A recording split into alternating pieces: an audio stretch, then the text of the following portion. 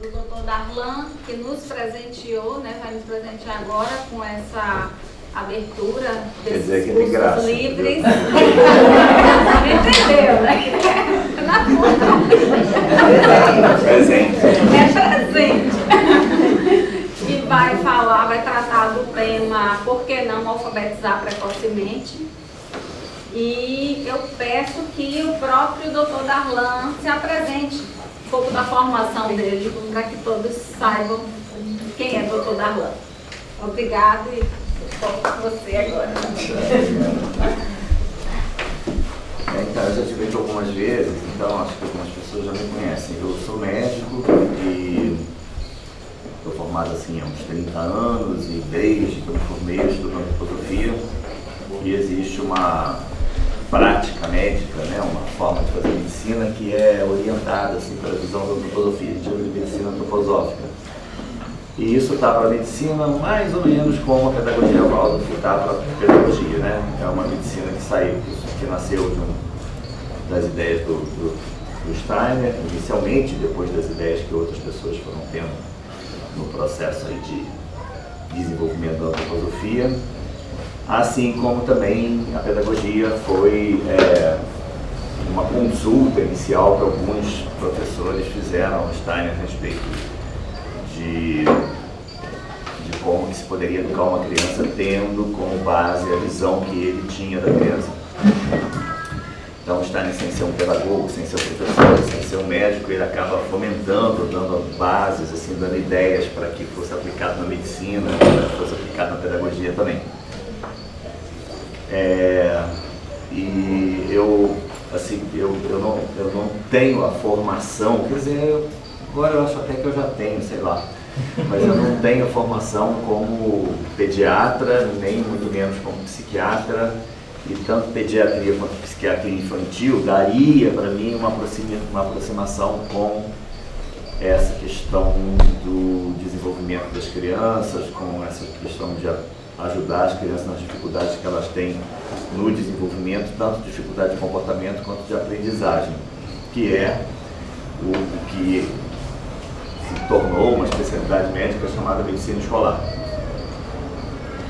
Não existe uma formação de medicina escolar aqui no Brasil, voltada para a pedagogia Waldorf, e aí eu há muito tempo estou, sim, vamos dizer, interessado nesse assunto. E eu sou clínico, trabalho com clínica geral, atendo gente doente, não é de preferência, mas originalmente a minha formação foi para atender adultos doentes, né? E eu trabalho como clínico, eu tenho um consultório lá no Rio, no Friburgo, aí eu ganho dinheiro como médico, como clínico, porque como médico escolar não dá para ganhar dinheiro não. Esse negócio de que você quer não ganhar dinheiro vai trabalhar em escola, entendeu? Entenderam, né? Mas aí eu vou porque eu quero ir pro céu, eu acho legal. E aí eu gosto desse negócio, e aí já tem muitos anos que eu estou indo para a escola, vendo criança e tal. E aí, em um determinado momento, como não tem a formação, eu achei que seria interessante para mim fazer a formação de pedagogia Waldorf. Quando eu conheci a maior parte do pessoal daqui da Dendê, né? Que a gente acabou que fez o curso junto, lá em Friburgo.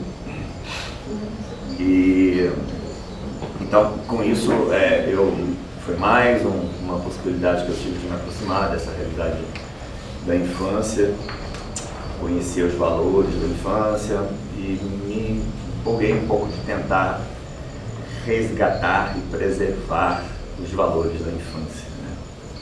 Que hoje em dia está tão assim descultuada a infância, né? Não existe um culto da infância. Entre a gente pensar de uma criança se tornar adulto e pensar de um adulto se tornar criança, tem muito mais valor, e a gente trabalha muito mais nessa coisa de trazer a criança da realidade dela para a nossa realidade e não fazer com que a gente vá na realidade da criança. É bem interessante porque a pedagogia Waldorf, ela nasce de uma observação atenta da criança. É um pouco isso que eu estou falando, é uma coisa é impressionante isso, porque cada vez que o tempo passa, eu vou me dando conta de uma coisa que eu não vou nem contar para vocês a coisa, embora eu vá falar, porque Eu acho que não adianta contar a coisa, porque é só mesmo você estudando que você vai constatando. E se você não estuda e não constata, não adianta saber, entendeu? Porque é uma constatação, assim. Eu estou cada vez mais constatando que o Steiner não tinha uma teoria na cabeça dele sobre o que era uma criança. Nenhuma. Nenhuma. A teoria que embasa a pedagogia Waldorf é nenhuma. Zero, não tem uma ideia básica. Tudo parte da observação atenta da criança e de uma leitura, vamos dizer assim, de uma observação do que a criança demanda, do que a criança precisa, do que a criança quer. Então a pedagogia Waldorf, ela não nasce do Steiner nem da antroposofia. Embora tenha essa roupa, ela nasce da criança. É como se a criança ditasse o que deveria, o que ela precisa em termos de desenvolvimento. Claro que o Steiner tem um olhar atento para isso, né? Uma escuta atenta para isso. E esse olhar atento, essa observação atenta, de olhar para a criança e ver o que ela necessita, é que vai ser a base da antroposofia inteira, também com relação a um olhar atento dos doentes. Isso vai dar origem a uma medicina, um olhar atento das plantas, dos alimentos, que isso vai dar origem a agricultura biodinâmica, um olhar atento das instituições sociais, que vai dar origem a uma proposta de organização social que se chama pedagogia social. Enfim, uma série de propostas que ele vai ter é sempre baseado em uma coisa que ele busca num artista, né, que ficou conhecido como artista, mas que tinha um trabalho científico também, que é o Goethe. Ele vai começar a antroposofia dizendo, olha, tinha um cara antes de mim que tinha um olhar atento do mundo. E esse cara é o Goethe, que escreveu aí o Fausto, esse literato conhecido da língua alemã. O que o Goethe produz nos romances dele é fruto de uma observação sensorial, objetiva e atenta do comportamento humano.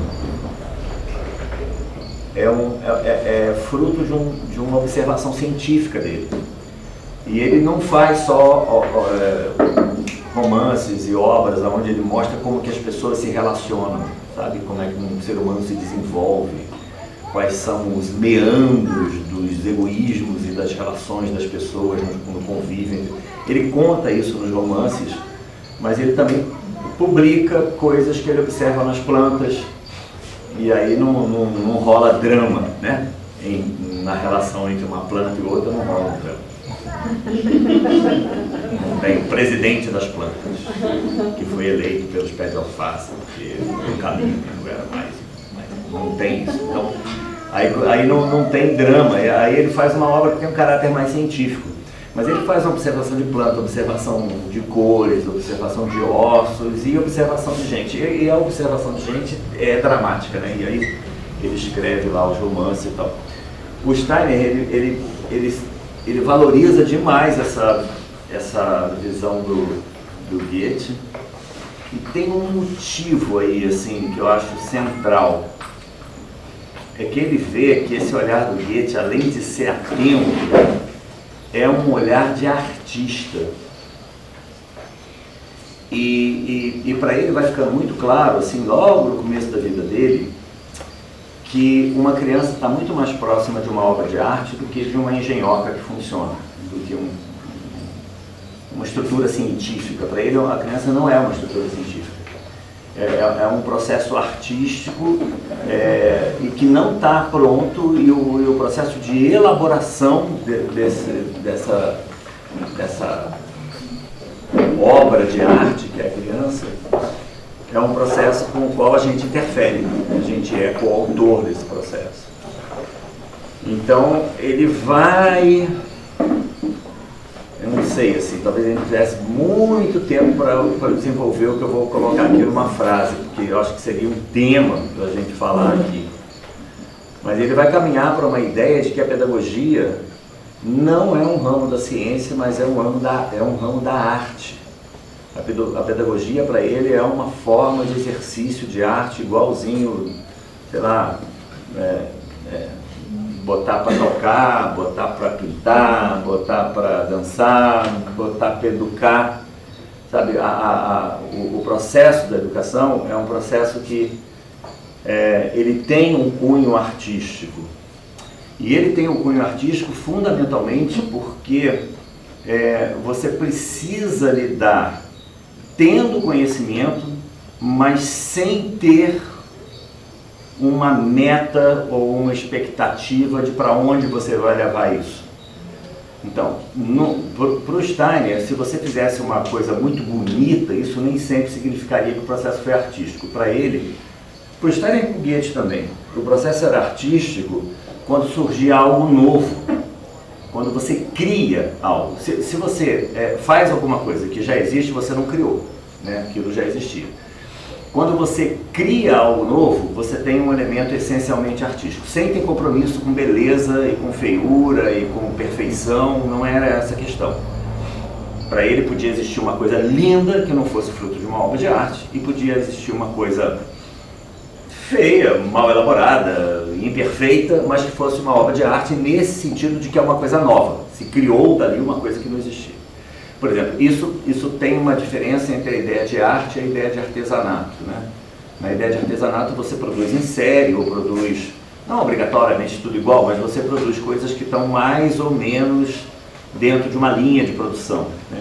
Não tem tanto um compromisso com o novo. Quando tem o compromisso com o novo, inclusive no artesanato você começa a ter mais esse caráter de novo, criativo, e aí você já tem, vamos dizer, já um atributo artístico, né? Não mais de um artefato, mas de um processo artístico.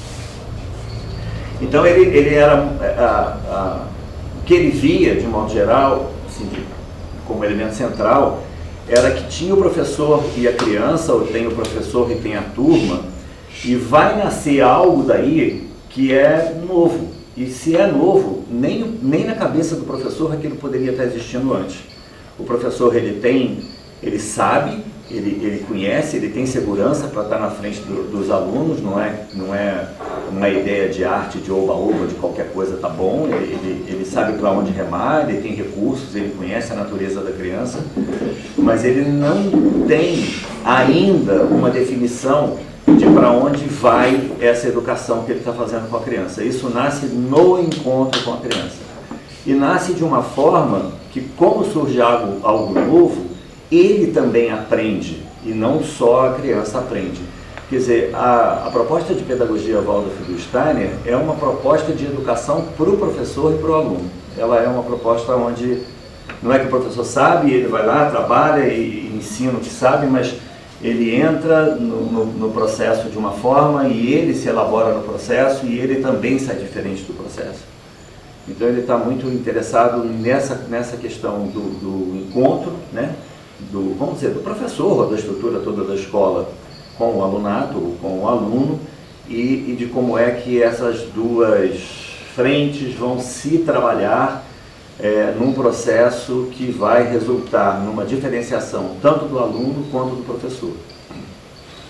Então, é porque assim, eu em algum momento, quando você começa a estudar essa coisa de que o Steiner, a ideia que ele tem é a ideia de não ter ideia. A ideia que ele tem é a ideia de olhar atentamente o que vai ser estudado. E assim, se tem alguém que sabe o que está acontecendo numa criança, é a criança. Talvez ela não tenha isso na consciência, mas os fenômenos que estão acontecendo estão ali dentro da criança. E se eu fizer uma observação muito atenta disso, eu vou ver isso que está acontecendo. Eu não preciso inventar um pensamento, uma ideia, né? Isso está bombando dentro da criança, né? Está acontecendo dentro da criança, eu preciso estar atento. É quase como se fosse assim, se eu trouxer a criança para dentro de mim vão se revelar os pensamentos que têm que ver com o que está acontecendo com a criança. Então é um processo realmente de um olhar atento, e ele começa a desenvolver toda a pedagogia e vai, até a hora que você fica dizendo, onde é que veio essa ideia? Que tem muita coisa que parece uma ideia, parece um postulado, parece assim, um princípio básico da pedagogia.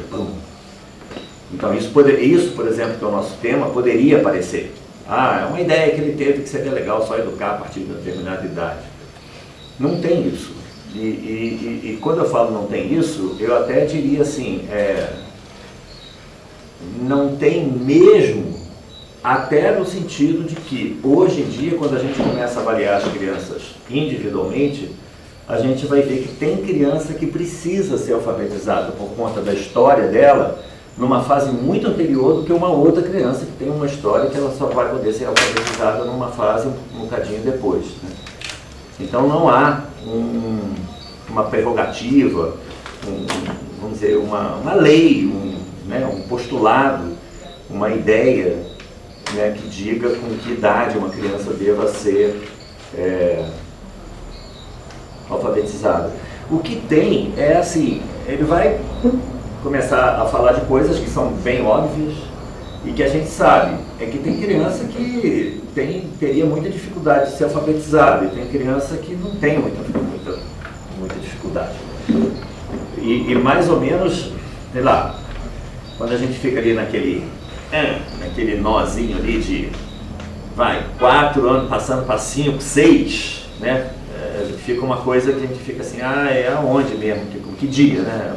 Da semana que vem? Quando que é? Mas quando você dilata, só para ficar bem óbvio, a gente podia pensar duas coisas. Uma da gente tentar ensinar uma criança que não tem linguagem oral a escrever, o que seria uma coisa completamente absurda, né? Então a gente poderia, pensar assim, não, é um absurdo a gente pensar que a gente vai alfabetizar uma criança com 1 ano. E aí eu acho que quase que ninguém ia achar que é um absurdo. Todo mundo ia falar, por que é um absurdo? Porque se você tentar, você não ia conseguir, entendeu? A criança não está, de fato, apta, madura para isso. E tem uma outra coisa que eu acho que é interessante a gente pensar, e que a gente normalmente não pensa, é que tipo de problema tem uma criança de 20 anos que não foi alfabetizada? Ou uma criança de 40 anos que não foi alfabetizada?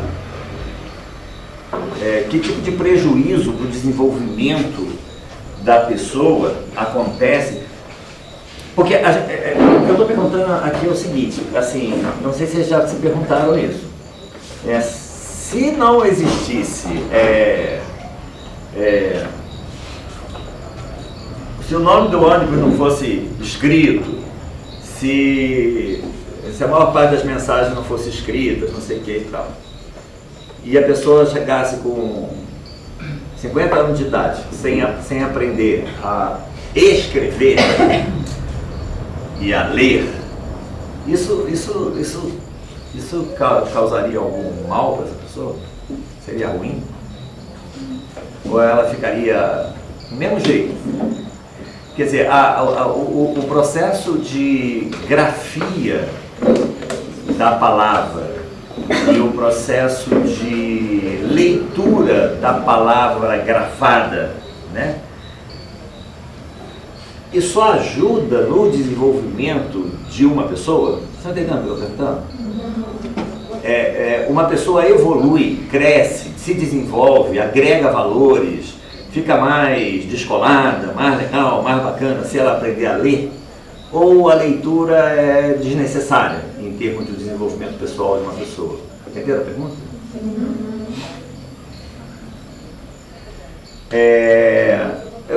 Eu vou recolocar a pergunta de um jeito assim para ver uma polaridade. Eu poderia pensar que ensinar a ler de uma forma numa criança muito nova faz mal, não poderia? Será que isso tem um correspondente? Não ensinar a ler depois de uma idade também faz mal? Dá pra entender? Porque eu sinceramente acho que se você não responder lá, você não responde aqui. Porque, na verdade, o que acontece é assim, a leitura é inócua, ela não tem nada a ver com saúde, não tem nada a ver com desenvolvimento, não tem nada a ver com moralidade. E não interessa, não faz mal nem ensinar lá e nem faz mal deixar de ensinar lá. Entendeu? A leitura é uma coisa teórica de gente lá da... Não acho não. Deve ser alguém lá da Europa que não tinha que fazer e começou a contar carneiro e a marcar e aí ficou ensinando um para o outro, mas o importante da vida é contar carneiro e lidar com carneiro, não precisa ler e escrever. Ler e escrever é uma coisa que não atua sobre o desenvolvimento de uma pessoa, nem o desenvolvimento psíquico e nem o desenvolvimento físico. Eu talvez acho que algum de vocês deve estar achando assim, gente, mas será que é assim mesmo? Mas o que contrapor a isso, né? Se vocês tivessem que se posicionar com relação a isso, o que vocês diriam? O que vocês achariam? Ensinar faz mal? Faz bem? Não ensinar faz mal? Faz bem? A ler e a escrever. Só vou te dar a palavra. Só também assim, só para lembrar vocês uma coisa que todo mundo sabe, mas às vezes é importante a gente falar. A gente está falando de um domínio de uma linguagem que não é a linguagem falada, oral, tá? Todas as crianças já falam português fluentemente quando vão ser alfabetizadas, tá? Então a gente não está aqui falando de ensinar a falar. A gente está falando de uma coisa que a criança já fala e ela agora vai transformar sons em grafia. E esses sons vão ser todos decodificados em pequenos desenhos, que a gente chama de letra. E agora ela, além de fazer a letra, e junto com fazer a letra, porque essa coisa está casada, ela vai passar a identificar o que ela está fazendo, ou seja, ela vai passar a ler e a escrever. Quer dizer, a gente está saindo de uma linguagem que é uma linguagem oral e indo para uma linguagem que é uma linguagem motora e visual, certo? Grafia e leitura. Não, assim, realmente não saber ler e escrever fisiologicamente não altera nada. Você pode viver até 100 anos sem saber ler e escrever. Isso aí. Agora, leitura é necessária para a saúde. Se o... Mas pode ser, né? Agora, eu acho que saber ler eu acho que um acrescimento para um ser humano, porque finalmente a porta de entrada é o conhecimento. E o conhecimento, o que é o conhecimento? Você pode teorizar o conhecimento, dizer que somente são dados, informações que a gente fica acumulando no seu cérebro, mas você pode também interpretar o conhecimento como uma liberdade. Eu acho que o conhecimento é a liberdade do ser humano.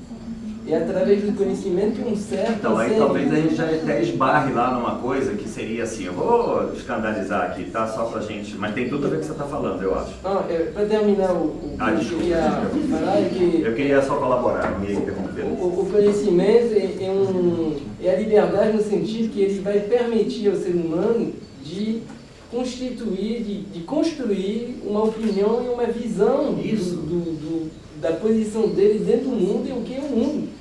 E graças a isso que o mundo vai se desenvolvendo. Senão, o mundo fica, o ser humano fica comendo a mim. Como é que é seu nome? Lourenço. Não, então, Lourenço, de alguma forma está falando, não sei se você vai concordar, assim, que a gente se torna um cidadão livre e a leitura colabora muito com isso, né? E aí, por exemplo, a gente tem uma coisa que talvez a gente batesse ali no lado da saúde também, porque eu podia imaginar assim, eu vou só imaginar, tá? Eu podia pensar assim, lendo eu posso me instruir a respeito de coisas que eu vou deixar de fazer porque eu li e me instruí. E de repente essas coisas poderiam até ter um impacto na minha saúde. Mas ainda assim, você podia... de ler informações importantes para a sua saúde. Isso mesmo.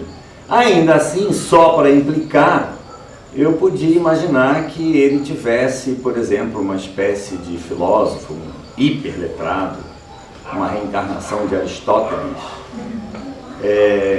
que acompanhasse ele a vida inteira e que contasse para ele tudo. Cid Moreira não gravou a Bíblia? Cid Moreira gravou a Bíblia, não gravou? Para que ler a Bíblia se eu posso ouvir a Bíblia? Não precisaria, certo? Certo? Ou não? Ler não é a mesma coisa do que escutar. Por que não é? Porque você faz o esforço intelectual de imaginação do que você está lendo.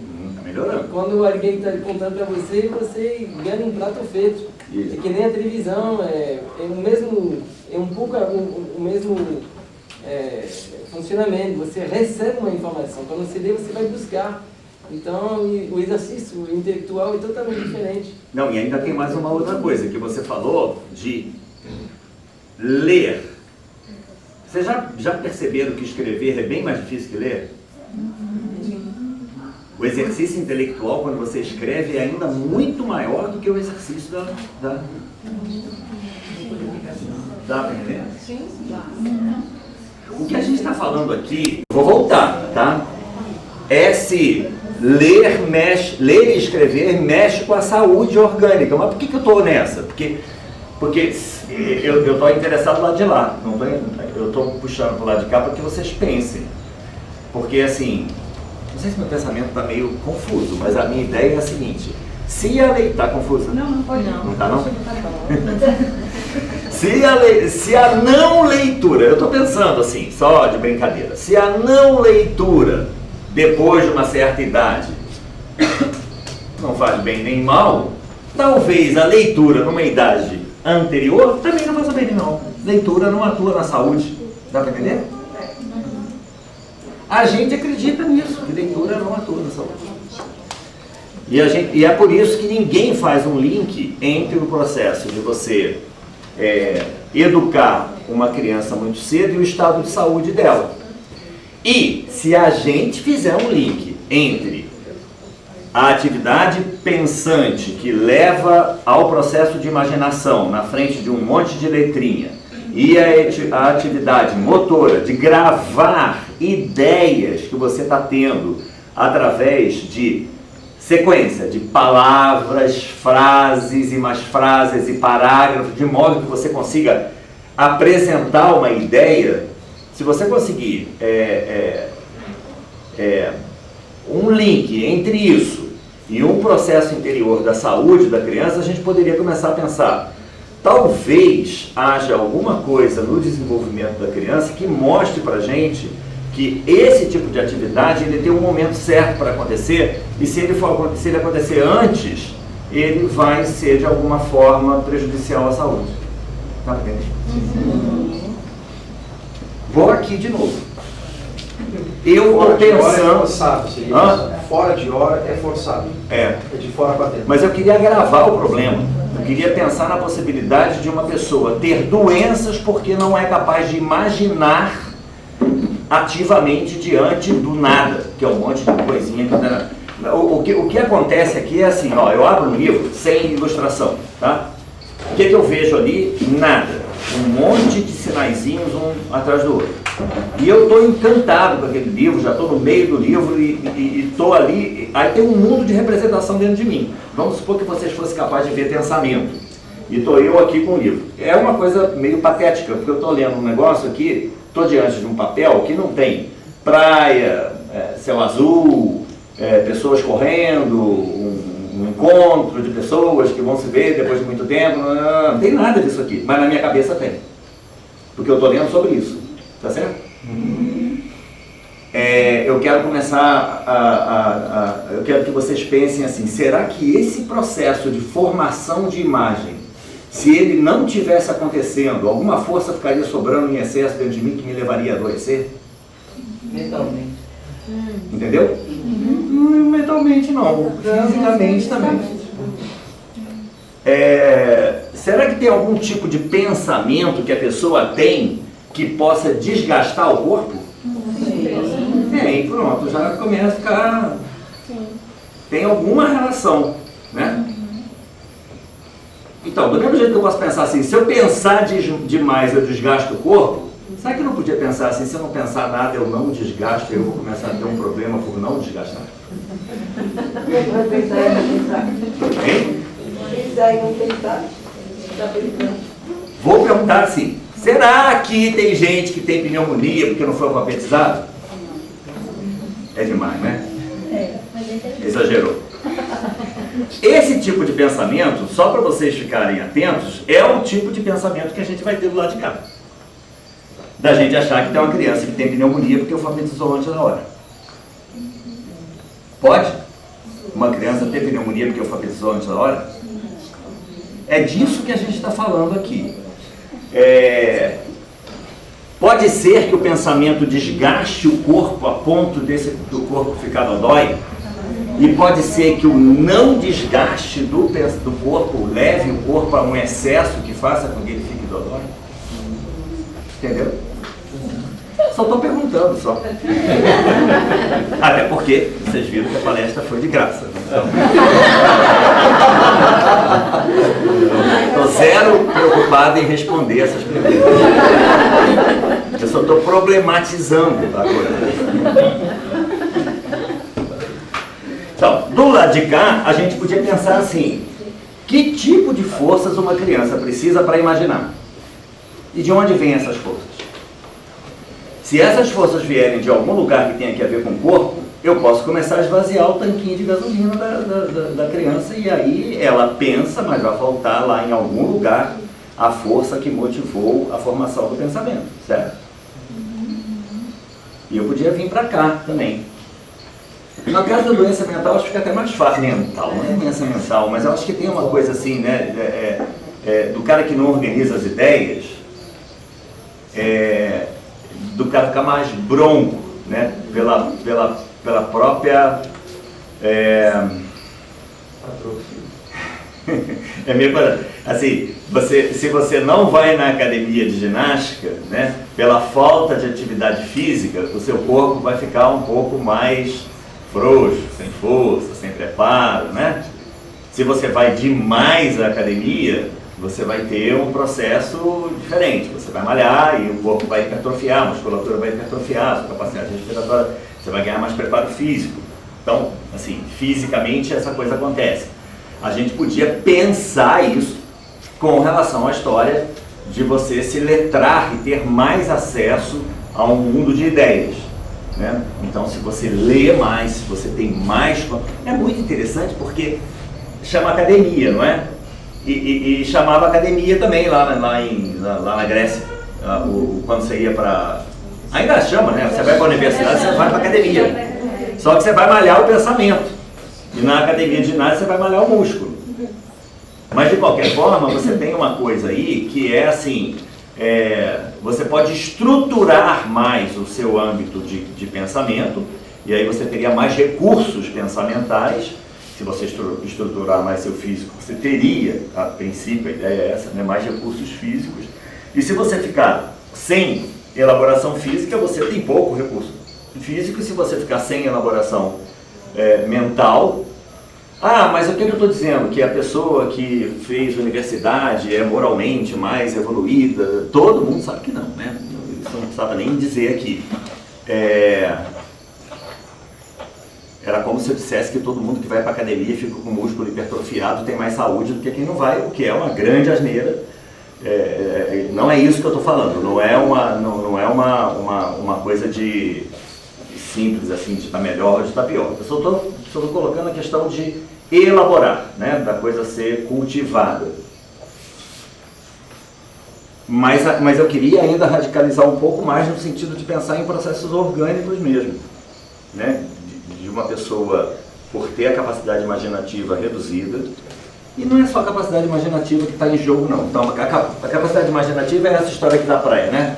Livro aberto, e eu imaginando aqui todo um cenário, toda uma situação acontecendo, diante de... Eu vou mostrar para vocês, não tem imagem nenhuma, não tem figura nenhuma, não tem nada. É um monte de letrinha uma atrás da outra. Está tudo na minha imaginação, certo? Então, isso acontece, a imaginação é um fenômeno que acontece na leitura. A leitura é imagética, é imaginativa. E a escrita? A escrita é motora, é motricidade fina e desenvolve uma outra natureza do ser humano, que é uma natureza mais ligada com músculo, com osso, com cartilagem. Ela tem a ver com um processo que vai, né, do mental para o físico. É diferente da imaginação, que vem do físico para o mental. Dá para entender?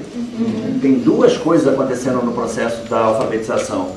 A criança está ao mesmo tempo usando uma faculdade que vai do cérebro em direção à mão, e isso tem a ver com a motricidade, e ela está usando desenvolvendo uma capacidade que vai da observação da letra para a imaginação das coisas, tá? Então a gente até poderia dizer assim, falando muito leigamente, se tiver alguém aqui que estuda isso mais aprofundadamente, vai achar um pouquinho, obrigado, valeu, vai achar isso um pouquinho assim estranho, mas assim, não é errado. E numa abordagem inicial, dá conta para a gente começar a pensar. O cérebro tem duas funções, imaginar e coordenar a motricidade. Se você tem uma lesão cerebral, você pode sofrer uma coisa mental, você pode ficar alterado na sua capacidade de pensamento e você pode ficar alterado na sua capacidade de motricidade. Você pode ter uma sequela motora ou uma sequela de consciência, entendeu? Então, quando a criança começa a ler, o cérebro começa a funcionar para o lado da imaginação. E quando a criança começa a escrever, o cérebro começa a funcionar para o lado da motricidade. Certo? E a criatividade? A criatividade vai estar dentro desse âmbito, dentro desse processo do pensamento, né? Depende, se você pensar na criatividade só você tira uma ideia, vai estar no pensamento. Se você elabora a ideia, que faz com a mão, vai estar nos dois lados. Você vai estar sempre nesses dois fenômenos, de imaginar e de mover com controle motor fino.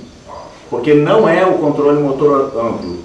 O controle motor amplo é esse que a gente usa para jogar futebol, subir em árvore, sair correndo, andar de bicicleta, lutar. Isso é motricidade ampla. As coisas que se faz com as mãos são coisas da motricidade fina. Então, por exemplo, tocar um instrumento é motricidade fina. Processos artísticos que se fazem, tipo crochê, tricô, isso é motricidade fina. O que mais? Pintura, escultura é motricidade fina. E você tem a motricidade fina também na escrita, né? Na escrita você vai usar as mãos para fazer. Então, no fundo, você precisa de toda uma maturidade neurológica para chegar até a motricidade fina. A motricidade fina ela vem depois de um certo controle da motricidade ampla.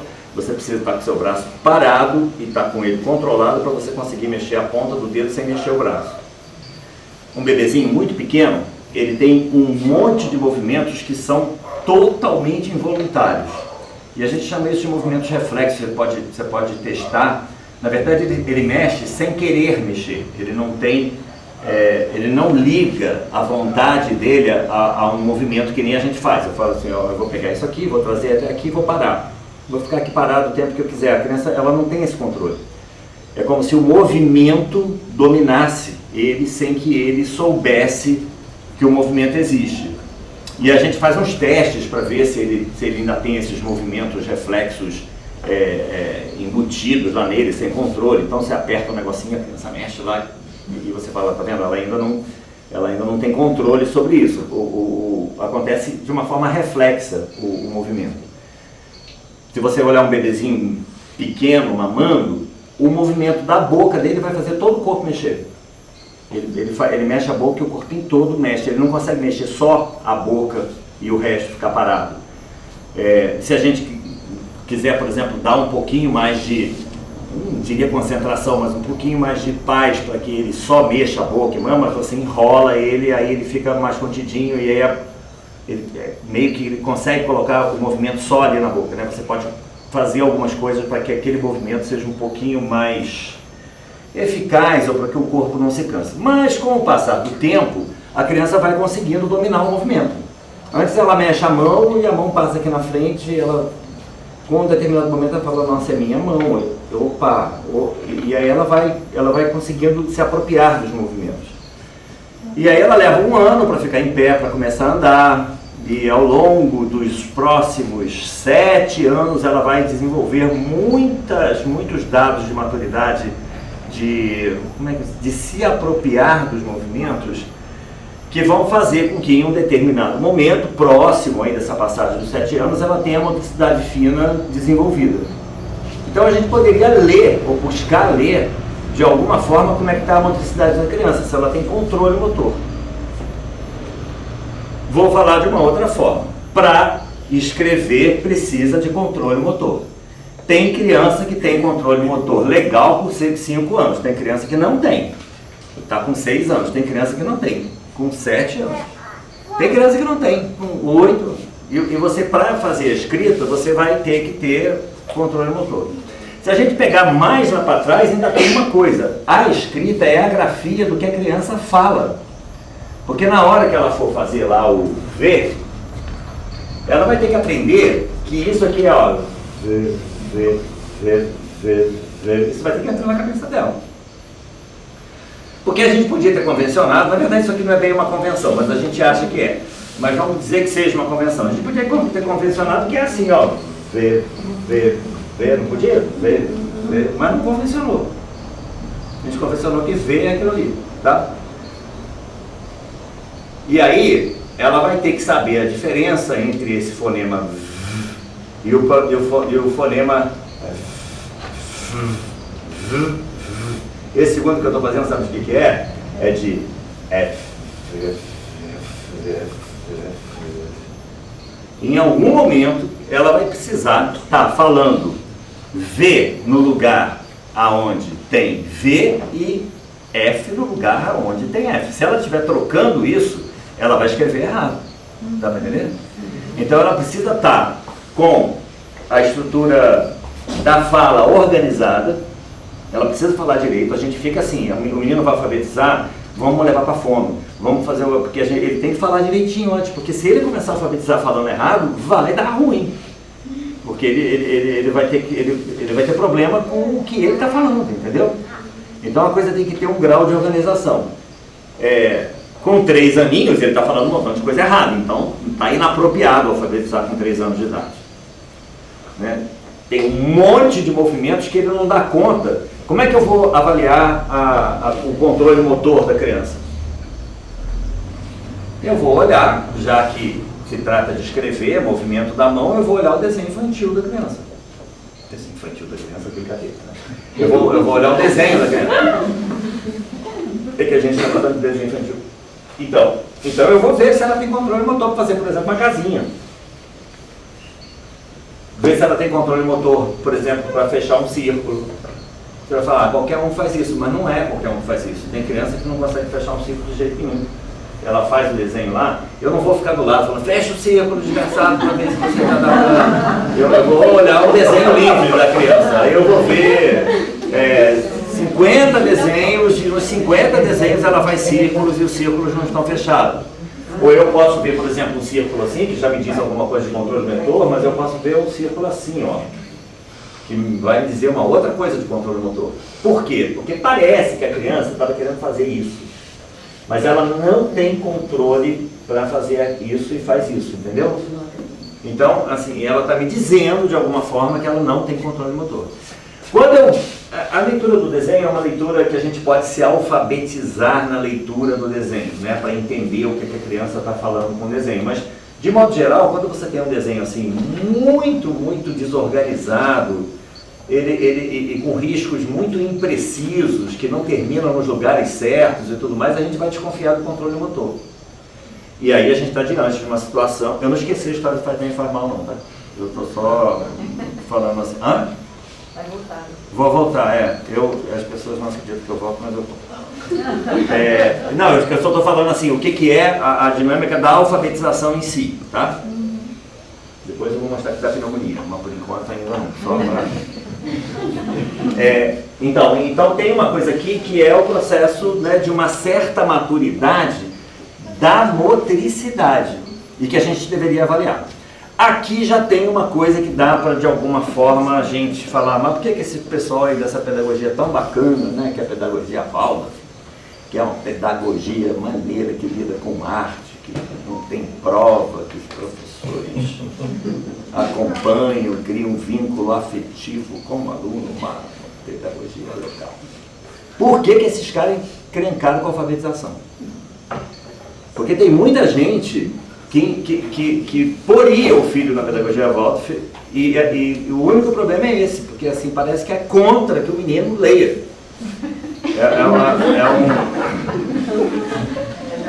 É uma implicância parece que quer retardar a criança. É uma gente antiga que não... Se isso não tivesse isso, estava tudo bem, mas esse negócio é um problema. Então, tá bom. Tu tem todo o direito de pensar assim, mas eu quero contrapor uma outra ideia que é o seguinte: em que lugar do mundo que se avalia a maturidade de motricidade para a criança começar a escrever?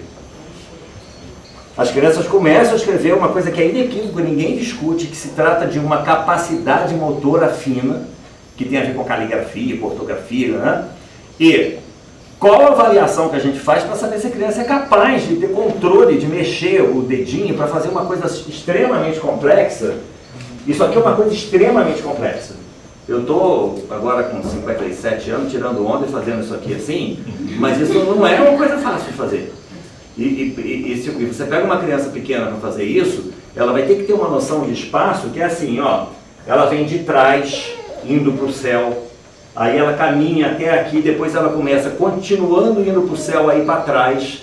Então, olha, era para frente e para cima, agora é para cima e para trás, agora é para baixo e para trás, agora é para frente e para baixo. E isso não é uma coisa simples. Cruzar uma linha com a outra não é uma coisa simples. Tem criança que simplesmente não consegue passar uma linha em cima da outra. Então é um processo extremamente complexo e que precisa de uma maturidade, porque se você pegar isso, botar o lápis na mão de uma criança com 3 aninhos de idade, o desenho que ela vai fazer é esse aqui, ó. A gente chama de garatuxa. Que está mostrando para a gente que a criança não tem forma, só tem movimento. E o que a gente vai começar a ter que caminhar é no controle do movimento, que é a forma. E aí eu tenho várias formas de ver isso. Eu posso ver o desenho, eu posso até ver a criança. Se a criança consegue parar, ela consegue botar forma no movimento. Se a criança não consegue parar, ela não consegue botar forma no movimento. Como é que eu vou fazer com que uma criança venha até aqui, pare, depois faça o movimento contrário, se a criança não consegue parar na cadeira, sentada? Então, assim, a avaliação